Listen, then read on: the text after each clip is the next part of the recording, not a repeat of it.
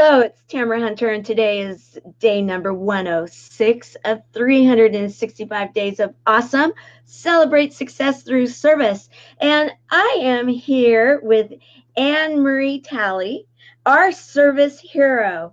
Let me tell you a little bit about Anne Marie. I met her in Las Vegas, and I just got to spend some time with her in Southern California, my neck of the woods. She came over to the Spirit Summit.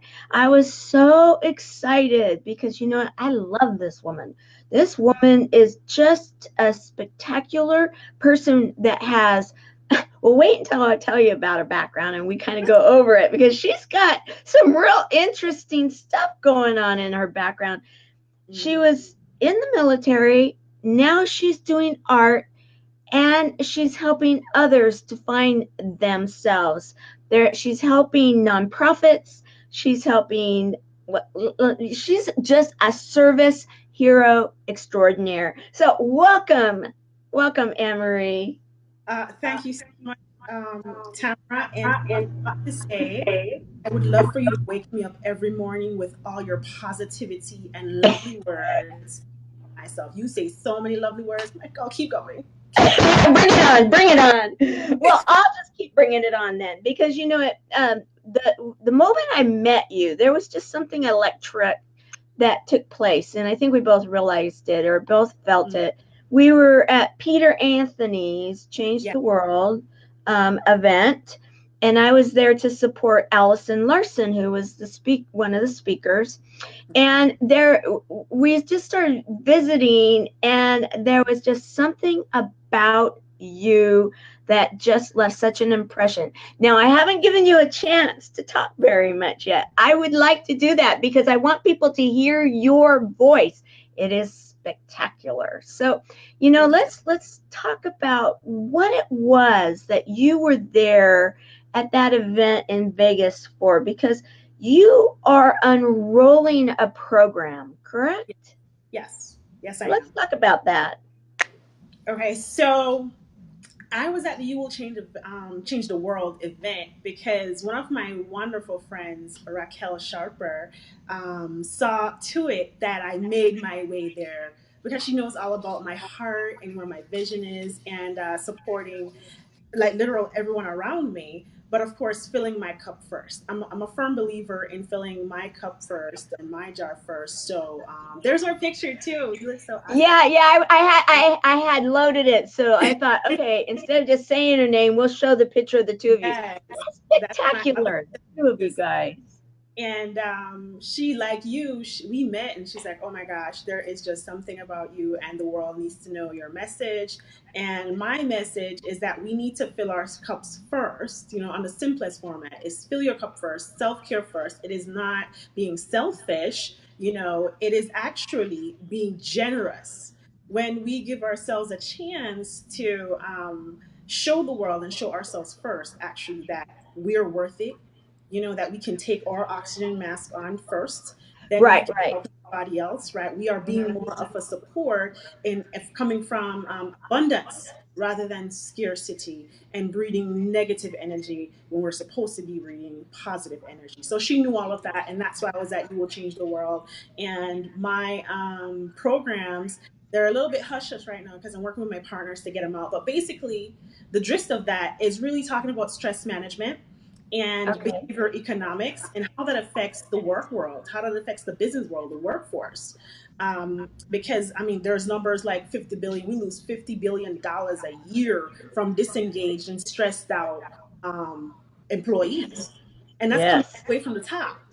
yes, Right? It's coming all yes. the way from the top with the culture, with how the business is structured and how the jobs are actually structured, and for the fact that for some reason, many organizations have not figured out the simple manner of making accessible self-care accessible and more applicable to the environments that they're in. I don't believe they've understood the profit that stands in positivity when the individual takes care of themselves, because then it will spread. Just like Right. negative energy spreads, right? Negative energy spreads, and we do very well how to spread that. We do a horrible job at spreading positivity, and I feel like the reason why is because there's not enough nudges, You know how you go to the stoplight and you know when you come down, you're coming down to, it's like, okay, there is the red light, there's the bronze, and then there's the green light. There's a nudge. You need to stop, slow down, or you get to go. There isn't a type of concept in the workforce for some reason. And I feel like that is where my calling is. I get to work with nonprofits. I get to work with for profits. I get to work with individuals. I get to work with groups of people to really highlight the simplicity it is and the ease it is when we support ourselves first and then spread the word otherwise like that. I love it. I come from a recruiter's background for Mhm. years. 18 years I was involved in recruiting and headhunting, and so I Awesome. worked with, yeah, I worked in that world, and my mother was a headhunter, and then she went into the other side. She went into human resources. Oh, And we and then the triple threat was that my brother went into labor law. So there was the three of us, and we were all about, when it came to employment, employees, and then I had a stepsister that she and I ended up co-managing a facility in this neck of the woods. In that, and that was a discussion that we had for decades, actually, because, or at least a couple of them, because I don't we always were wondering, what are they thinking, in many ways, because the money that is lost to productivity, the money that is lost when you don't keep an employee because they become dissatisfied, and you need to rehire, and you need to retrain, and you need to, it's like the thought behind mhm. it, and of course the legalities. If you start going and doing that wrong, the shenanigans there, You know, that can bankrupt a company. before a company becomes bankrupt financially, they become bankrupt emotionally. Yeah, The yes. stages are there, and I don't talk about money first. I talk about value first, and I feel like that is where we're all missing the point. Where I used to get this whole thing, I used to work as an addiction counselor when I got out of the army. My passion was, I've always wanted to work with the people. I've always Mhm. wanted to be on the front lines, being there, because I've seen it with my battles, right? Where they were so stressed out, they turned to alcohol and drugs. I saw the substance abuse, I saw the domestic violence, I saw the child abuse, I saw the neglect, I saw all of that on the other side when I was in the military. And we did a really stinking job, right? And I was Right. did a stinking job of taking care of each other. It's really mentality. So before a company becomes financially bankrupt, they really become emotionally bankrupt, and they go one and the same. And Right. I've discovered as a counselor, when I was an addiction counselor, because we had the same issues too. We couldn't figure out how to take care of ourselves. And I was taken aback by that. I said, I don't want to be a part of something if we're not going to take the time to take care of ourselves. It doesn't work that way, because I'm a Right. part of the problem.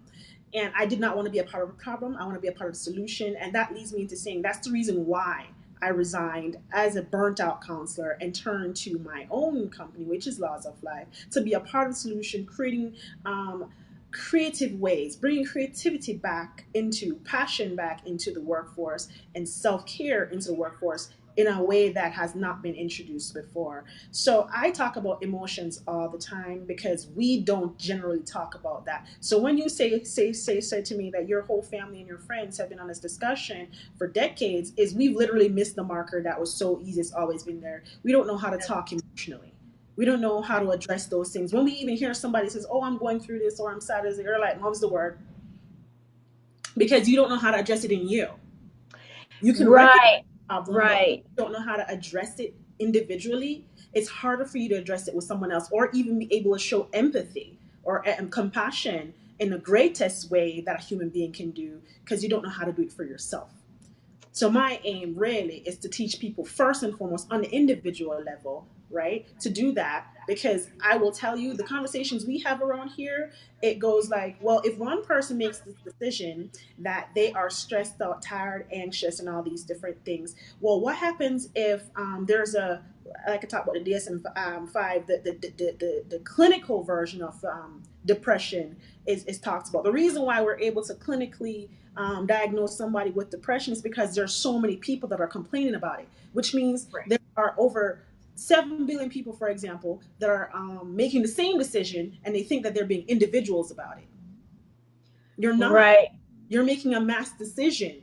You just don't, you're so disconnected, you don't even realize because you don't know how to see it in yourself or how to take care of it within yourself. So what will happen if one person or these 7 billion persons make up their mind and say, oh, all this feelings I'm having, I know what to do. Let me go back to my passion. And for me, it's painting. For me, it's art, anything Right. creativity. I want to get into that. I Right. want to show some of your art. Oh, I did all right. capture some of it. And let's see You flat here. show some. I thought I got more of it, but here, oh, here we go. Um, Tell us about this. Okay, so first, I'll tell you about that Vegas Strong sunset painting right there. That painting was born the day after the October shooting in Las Vegas. Oh, Um, wow. yeah, I use my art for, amongst many other things, to address my emotional feelings. What you're looking at literally is the physical embodiment of my emotions that were given permission to be transferred and transformed into something beautiful. To serve a different purpose, to Right. embody celebration of life. Both ones that are gone and the ones that are still here, and knowing that there are means and ways of coping, right, in a beautiful way. And that's what you look at when you look at my art. I finger painted that painting, and the only thing that was used on there, that Vegas Strong, I used a stencil and a gel paste to put the words on there. But generally, I finger paint for the purpose of that tactile feeling. And what's happening is my energy is flowing from my body through my fingers onto the canvas. And it's just a celebration of humanity, really, is what it is. It's just getting messy, and it's getting beautiful, and it's getting emotional, because emotions are messy and they're beautiful at the same time, and they need to be released, right? It's this Right. embodiment of laws of life. It's just release. It's just let the flow happen. Don't force it. Don't hold it in, because it will turn into a cyst. It will turn into heart disease. It will turn into all these different, the hypertension. It Right. turns into that, right, into something that it wasn't even meant to be in the beginning, right? It's Right. forced, and I mean, I could go on and on about that, but what you're looking at really is me trying to process the concept of me and my husband driving by that same street, seeing on Las Vegas Boulevard, seeing the concert going on, not knowing that there was a man that was not right in his mind, that was about to start shooting about 3 p.m. in that evening. And the fact that so many people lost their lives, and actually some of my friends lost close friends. So imagine how that must have felt, right? And we're only talking about one person here, right? We're not talking Right. about the other person that we're connected to. I had to process that concept, because we left our children with our friend and they were safe. What would have happened if we had left them and then something would have happened to us, passing by down there? And thank God it didn't. It was just the idea of this event in my mind, and I was like, I need to release this, because for one, it didn't happen. Bless the Lord. Thank you, Lord. We are still here. And I'm praying for the other people that are going through the trauma and the tragedy and all of that. However, that thought, and sometimes, and not sometimes, all the times, it's a thought. It starts from a thought. I Mm-hmm. could have been paralyzed from that event, knowing that we passed by so close, or it could have been one of our really, really close friends that died. I could Right. have been paralyzed by that, but I chose not to. I chose to transfer that and express that emotion onto the canvas. And that's literally what you look at when you see my paintings. You see the embodiment of emotions, and I will highlight this because not a lot of people know it. If you've ever noticed that the word emotions has the word motion in it. Oh, Everything right. you Right. do is a motion. There's an emotional motion to it. And the motion I do is finger painting. And I do express myself in other ways, like speaking and so forth. But there's a really powerful effect when we take the motion out of our emotion and put it on canvas. That's one of my good friends, Cheryl. We did a partner event together. And she does mess making. She's a magnificent maker. So we connect so well. That's who that is right there. She's an Yeah, I loved that. I love the mess making. artist. y- y- Yeah. we were talking before we went live, and we were talking about how you use your art and it helps you with self-expression, but you also help others, correct? You Yes. help guide them Yes. through this. And can you, like, let's just say that you had a group of people and you had canvases and paint there. What would that look like? Would you be, Fun. do you ever do it in a group? Do you do it one on one? Let's Do walk both. through that I because do it's both. fascinating to I me. do both, and they're very powerful. I've done individuals, I've done groups, and I always start with food and drinks, wine particularly, or water. And the reason why I do that is because the session actually starts before you think it starts. A lot of people don't realize what I'm doing. It's I know how to break barriers down. You already coming with this thought. It's not a paint party. It's not a therapy session. It's none of that. It's just being natural, right, and having conversation. Right. So I introduce food or wine or both, or what I like to call ginger beer, something that we drink in Jamaica, and I make that, and it's non-alcoholic. And what happens is conversation starts to come up, and then I ask questions and kind of hint towards, how are you feeling about this whole event? What did you feel like before you came here? Were you having hesitations? And it would tell me, and then I would know I'll be leading the conversation and then listening to them express themselves from there. And first and foremost, we're like, I've never finger painted before, or I haven't done this since I was a little kid, or I have no creative bones in my body, and I love because then I get to say, what we're doing, right? We're finger painting. A baby can do it. That's the reason why it's so simple. So why are Right. you overthinking something that's supposed to be simple? I don't coach for techniques, complicated techniques. No, I do it for emotional wellness. So whatever comes out, if it's a blob, it's a blob. It's okay, right? It's great. It's a literal embodiment of you on canvas. So if you're Uh-huh. taking the time to say something like, "I have no creative bone in my body. I do horrible at painting," you're talking about yourself, and I back Right. that up. What I do is I listen to the limiting beliefs, and then I say it right back to them, and then they're like, "Oh my gosh, I sound so negative." Like, yes, you do. So it's really an awareness session. That's really what I do. It's more of an awareness session. It's like a breakthrough. Like, listen to the things that you are saying right now.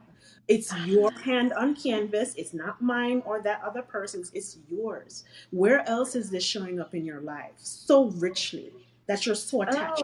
wow. I ask That's them really deep awesome. questions, and it's really an awareness session. And people really leave and they're like, I never even thought about Yeah, yeah, I have this way of making connections in a really yeah, simple you do. way, and it just comes out. They're like, "Oh my gosh, that was profound." I was like, "No, I'm just repeating what you said." They're like, "You're right." I'm like, "I'm not right. You're right. It's your life. I'm not the expert of you." And I give Right, back right. their power, right? They think it's an exchange of power, but I'm there to give them back their power. I'm like, listen, you never lost it. I love it. So I love that's it. And as you're talking and everything, I'm like feeling the paint in my hands as we speak. It's like, okay, yeah, I know I have some acrylics around here, and I think I might even have a canvas. I might just go and do something, because right. it just feels like, wow, inspirational. Just even listening to you. What do you guys think? That would be fun, huh? We could post them afterwards. Ex- What is it that's inside of you that you want to come out? All exactly. right, I found a picture. Okay, Hmm. I'm going to change the subject here, and it just screams me sharing. And there's got to be a story. Oh my god. Why are you doing this to me? Well, there's always a time in the visit that is good to kind of break up and have a little laughter, because I believe that laughter and humor and Hmm. everything. Not that that's humorous, but you had Right. it posted there, and I'm thinking were you like, was there some kind of a gas or something get in Yep. your eyes or? So I'll tell you, I was in basic training. And before Ah, point, I mean, everything basically, we go through basic training is initiation. And that moment was the gas chamber. oh, I thought so. And oh my gosh, I would not want to ever do that again. We had to take off our masks while we were in there, and we had to say the Soldier's Creed. And man, it got in my eyes, it got in my nose, it got everywhere. No, I can't see. Of course, you can see. And my somebody like they had a person that was the designated photographer, and they captured this lovely photo of my friend. Something Thank you. for I really you did. know, that's like a legacy piece, right? Right? It is. I mean, in truth, it really is, because I look at it in myself. I had a feeling that there was some kind of a story like this, and the fact that you had that on your profile, I Mm-hmm. actually had the utmost. I already do, but I had even that much more fondness and just respect for you because of the fact you're showing that life happens, and this was a vulnerable moment. That would be something that some people would possibly say, you know what, that's done, that's over. I got through it. I learned what I had to learn, and now I'm going on.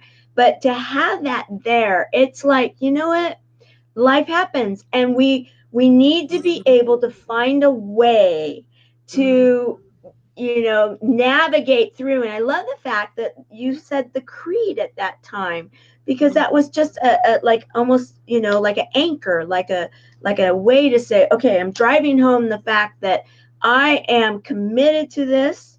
Mm-hmm. I'm committed enough that I'm putting myself through this. I will live through it. It's very uncomfortable, but It you was. know It's you're right. That's actually how I lead my life. I love my failures. I used to have a whole different definition for failure and I would not try.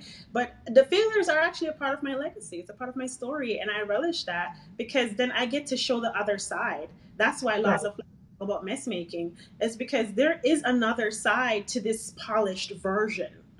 right. There is a powerful side that brought that forth. It didn't just appear out of nowhere. I mean, I was always a spectacular spirit. I was born that way. God made me that way. However, there are some struggles. There are some things that happen, that we get to show. And I get to show that Right. to my children because they're not going to be like, oh, you're always just this machine. You're standing at attention, and that's just what it is. That's all it is. No, there's a process to that, and Right. I love that. And that's actually where my strength comes from. And then I get to learn the lesson from that and speak to the lesson. Right. I So love that's it. how I lead my life and that's how I lead my business. I like to talk about the messy part of it. Because I thought like becoming a soldier was, well, I didn't know what I thought. And then I found out. But then I went into being a counselor and they did not teach me about burnout. They didn't teach me or anybody else about burnout. And then I spoke Did to all did these did other you people. burn out? I did. That's why I left. I was in the thick of it. It just Yeah. was not taught. My parents didn't tell me about being miserable at work. They said go to work and make the money and pay your bills. And if you want something, work harder, make the money and pay the bills. That's what I was taught in school, in college, and university, right? At that, Right. we were not taught that. There's generations of us that don't understand that concept. So no wonder we don't have responsible leadership. You know what? Isn't that?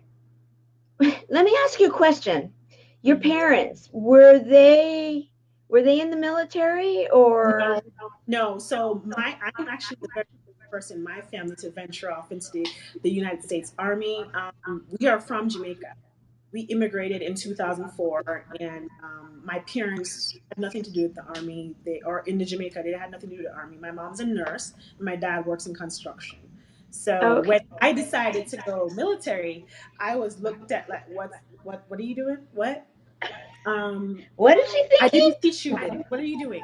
What are you doing? Yeah, yeah. Were But they doing this? Did she get that from you? exactly, that was the question. I was like, well, I made my decision. I am a force to be reckoned with, and it took a while to accept that portion of myself. But I'm like, you know what? That's me. I'm gonna make a decision, Love and it. we'll find a way. And it generally tends to be a really powerful way, which is great. So no complaints there.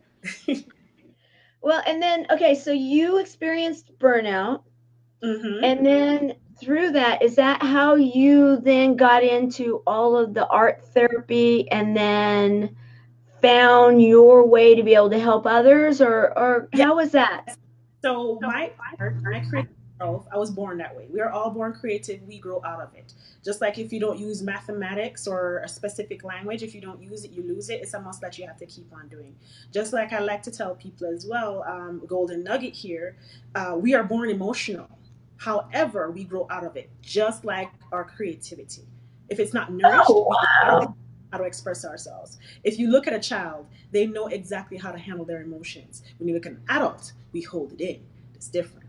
So That's I've always true. been, I've always been a creative person, and I didn't go to school for art when I was a teenager and so forth. When I was going to college, I went to school for psychology because that's what my parents were paying for. And then I got into the world. They didn't teach me about burnout. They didn't teach me about misery. They didn't teach me about aligning myself with finding a employer that would be along with my values. And I got to the point where I was just burnt out. I worked for three nonprofits in Nevada, Las Vegas, I should say, and all three of them were the same thing. There are different degrees of just, I'm ready to just hurt myself. I was like, this is Oh, enough, and I was bringing it home. So I had to figure out a way because I'm this type of person. I don't like to complain about something unless I have a solution for it so I can move forward. And my issue was I was bringing home the burnout and the stress to my family, and it was affecting my children and my husband. And oh, it got to the point where I was the month where I was supposed to make the decision to pay the money to get my license as a licensed addiction counselor, which is the master's level. And mhm. my body would not move. I felt I was sweating. My stomach was hurting. I felt like I was nauseous. My head was hurting. My body would not move. It said, you will not pay for this test. You will find another way because you are not happy. Because what would happen is I would get my license and they would give me even more work and still wouldn't solve the issues that were already there. And all my coworkers were in burnout. After I tell you how powerful this is, the one I worked for before I got to the last organization.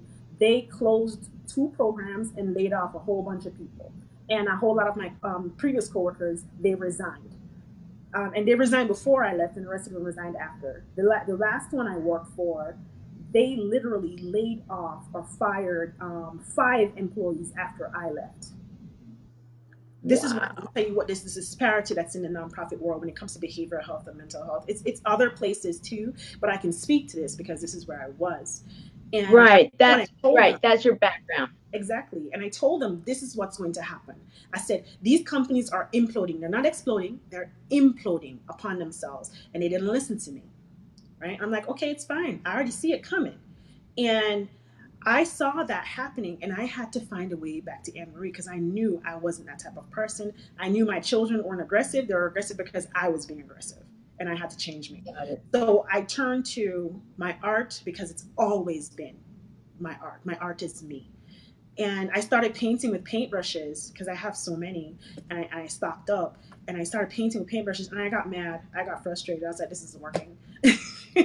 No, So you I needed then, to be able to transfer yeah, you into the exactly. art. And that's how that was born. And I said, I felt so much better. Actually, there was a day, I remember clearly a day, the very first finger painting I made. And it was this really deep blue sea with this silver tiger on it. And I just moved I just moved into a brand new house and I had to go to work, leave my kids and stuff. And like I could not leave. I felt anxious. I felt stressed. I felt disgusting, and I knew I wasn't meant to be at work, but I had to go because I'm contracted to do that. And it was the last 30 minutes before I was supposed to leave and drive to work to get there on time. I made a painting, and by the time I was done with that painting, the anxiety had left my body, and I said, "Oh my God." Like the whole problem wasn't solved, but that initial Right, right. But at least that you were I had able to to, leave, hmm right, I let it go on the canvas. right. It was the very first painting I made in my brand new studio in my loft in my new house that I had, and I said, "Oh my gosh." I need to do this more often. And actually, I came home that very night and I made four more paintings. It just started pouring out of me. It, The thing so is, So what you found is that you found a way to be able to cope with that anxiety of the Yeah. moment Mm-hmm. and transferring it into something that then became beautiful Yeah. and empowering, Yes. right? And Yes. then you could go on to that next experience. And then you knew that you had something to work on, of Yeah. course, but and okay, I'm getting it. And then you had that obvious, the results of all of that. And I bet you anything, if you look back in those pictures, that as things were changing, you probably saw it in your art, right? I did. I did. Oh I wow. brought it to my work. Okay, I'm getting it. Yeah. I'm I getting brought it it. to my Yeah. work and people started noticing because they're like, who did that painting? I did. You're an artist too. And I'm like, yes, I am. And it actually broke down a lot of walls for my clients or anyone that came to see me in my office. So I knew there was something about it and that I wanted to do that more at work, but I wasn't allowed to do it. So I'm like, okay, Right. Okay. So anyway. now you're able to do it with your clients But and pardon? I did what I initially ended up doing because I wasn't given the opportunity to do art in the way that I wanted to with my clients because I feel like everything first and foremost is at an emotional base. We need to start from there. All these cognitive behavior therapy and all these different things that we have, they're beautiful. But if we can't get the common language to be a common Right. language we all understand, all the other stuff is Right. not thick. So Right. what started happening was I started to describe to people why I have a painting on my wall and why I'm an artiste and how powerful it is for me. And it started translating. I was like, oh, I can do that too. So that's why not just know I will paint and I will coach people through that process, but the actual explaining of the art when I say, what do you feel about my art? What do you see? What are you feeling? And then I get to show them that even though they don't know me and they don't know what the art was from or where it's coming from, they can literally tell my story without me telling them the story behind the art. And it's just That because is we're amazing. emotional beings, right? Yes, We we get to are. that Yeah. Yeah. conversation, and it's healing too. It's exciting and it's healing at the same time. I love it. So you have the ability with what you're doing, Laws of Life, right? That's one of your companies, or is that? Yeah, yes, yes, it And is. so you're working with emotions, wellness, Mm-hmm, advocacy, mm-hmm. podcasting, art, story. Art and story. Yeah. You work with auctions, fundraisers, and events. That's a lot of stuff. Well, when you choose to go down the path of creativity, a lot of connections start making sense. It's like it's obvious. Well, why wouldn't I go there? No reason. Right, right. I get it, especially with you. I mean, you. If anybody can pull that off, it's you. I find a way. But I will say what I do is I advocate for emotional wellness with my art, and the auctions came into play as a fundraiser for nonprofits to create sustainable income for them. And in that, I get to create a platform for myself and for other artists by creating this platform called Tribe. It's going to be unveiled pretty soon. It's called Tribe Summit, and artists will get to come in, and the community will get to come in. Other businesses will get to come in and bid on these pieces of art because if they know anything about emotional wellness and stress management, they'll want to be a part of it, right? Oh yeah, I'm sure. So what happens is I auction like a couple pieces of my art. I offer that opportunity to other creatives as well, and 100% of the proceeds gets to go to that nonprofit that we're presenting at that moment. And it's not just nonprofits, charities, school programs, or school services, and startups and so forth like that will get to participate in that type of funding. And it's creative and it's fun and it brings everybody together on the same premise of understanding that stress is killing us. Yes, yes, Stress and is yes, killing. and yes, yes. And there are so many easy ways of getting into that if we make it much more accessible, right, and applicable to the individual in the workforce. And watch what will happen at home, watch what will happen at school, because we'll be much more engaged because we as adults are spreading these emotions to our children. We're telling them it's not Yes. okay to be emotional, right? We're Right. telling them it's not okay to be angry. We're telling them it's okay. It's not okay to be happy. We're telling them you need to sacrifice your happiness for this job that does not align with your values and your morals. We are telling Right. them things, right? We're telling them I'm exhausted, so I don't have time for you. And the kids are looking like, well, I don't want to go to work if that's what it means. I can't get any time with my parents. I don't want to do it to my children. It's Right. contrary. Right. It's contrary. So that is what the auction is about. It's awareness. It's advocating for emotional wellness on all fronts. And watch how it affects. It's like this domino effect. Watch how it affects everybody else. I I love guarantee. it. I love it. You are gonna rock this world. This method and this idea is I think it's so timely, so needed, and I know so many people that it would be such a benefit for them to implement this into their nonprofit or their for-profit with causes. You know, like you said, food pantries. There's so many different wonderful organizations out there that they all need to get a message. They need to get things to change, you know, if that aligns with their message, and then also the sustainability. Absolutely. Well, Anne Marie, you are amazing. And I'm so glad that we were able to arrange to get together and honor you as the service hero that you are. Thank You you. you're welcome. You have such an amazing spirit about you, and when you're out and about and you're talking with people, everybody notices it. And so, you know, thank you for being you. Look at that smile. I mean, it's just beautiful. Thank you So, for having me.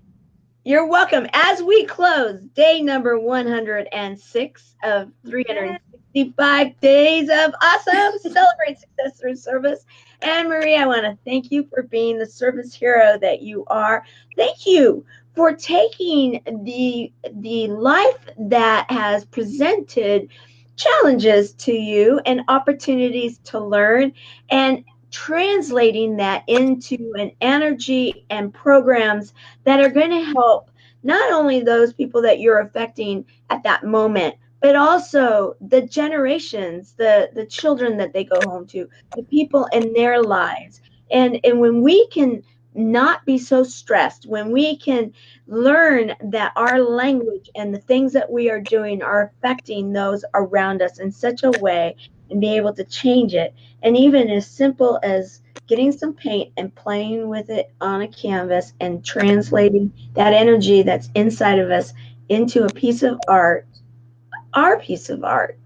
Yeah. I think that that is a beautiful, beautiful program. And I know you're doing so much more, but you know, I'm highlighting that because I right now go to I'm going to go get some art taking I'm going to go do some. You've got me inspired. You just have me inspired. So I Yeah. am ready to go and go finger paint. I think Yeah. I can do that. I Yes. know I can do that. Thank you. You can So do it. Everybody can do it. Thank you. exactly, exactly. And you know what, the thing about it too is it's not very expensive to do. It's very easy to get the supplies, and there's no right and wrong. No, So, you there's know, not. if this sounds interesting to any of you that are out there and watch this show, go get some paint. Go get the acrylic paints because they're so easy to work with. They're so easy to clean up. You don't have a lot of mess, and yet you can have something that you'll be able to look back on and say, wow, you know, I did that, and it translated, my feelings were translated into a piece of art. Well, I want to say last word. I love that you said that. But one of the messages that I harp on is give yourself permission to be messy. Oh, I love it. Yes. Give yourself permission to be messy and be in an open space that's safe for you to express that mess, because you don't come out, just this polished version. I mean, only babies come out that way, and that's because we accept that they do and pee pee everywhere. That's just what that is. Give permission to be messy and find that Right. one person. You don't need a whole world. Find that one person that accepts that about you, because that is what makes you you. And that's what makes you unique. Nobody else can make a mess like you. You can make a mess. And it's entirely okay. It will lead to your greatness. I love it. Allow to be messy. Okay. I Mm-hmm. love that. I Mm-hmm. love it. That's a great message. Okay. So I'm going to be Yes. messy with my art today. I'm Please going to have do. some Live out fun. loud, laugh out loud, love out loud, LOL, laws of life. There you go. There you go. Well, I hope to see you soon when I go to Vegas. I'll be looking you up, and Come maybe on we can over, have girl. some fun and do some messy painting. Let's do it. We'll be in my studio and bring your camera and we'll go live. Oh, I would love it. Okay, let's do it. I'm gonna start doing some follow-up stuff, some of the service heroes, and I love it. Let's do it. All Maybe right. we'll even have a party. Who knows? All right. Well, Mhm. thank you, Anne Marie, for who you are and sharing with us today. Go out and make it an awesome day. And everybody here, go out and make it a joy-filled day. And if you are so inspired to get messy with some art, go do it too. And then post it. Let Yeah. us know. Show us that piece of art and show us you're messy because you know what? We should be proud to do it. We should be proud to be messy. Messy and an artiste, as you said. All Thank you, everybody. Thank you, Tamara. right. Well, go out and make it a great day. I'm actually going to be going live a little later today because we missed one of our people, and he is able to schedule with me later today. So you're going to see me twice today. All right. We'll see you later. Bye. Awesome. Later.